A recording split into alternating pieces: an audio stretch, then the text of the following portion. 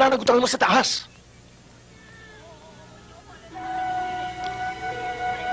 Itaas? Itaas! Anong itaas? Itaas na bubong? Kung meron talagang isang tumitingin dyan sa itaas sa atin, hindi niya ako papabayaan na ituro ng mga mato na yan na ako puputay sa kolektor ng ilaw! Eh, hindi naman talaga ako!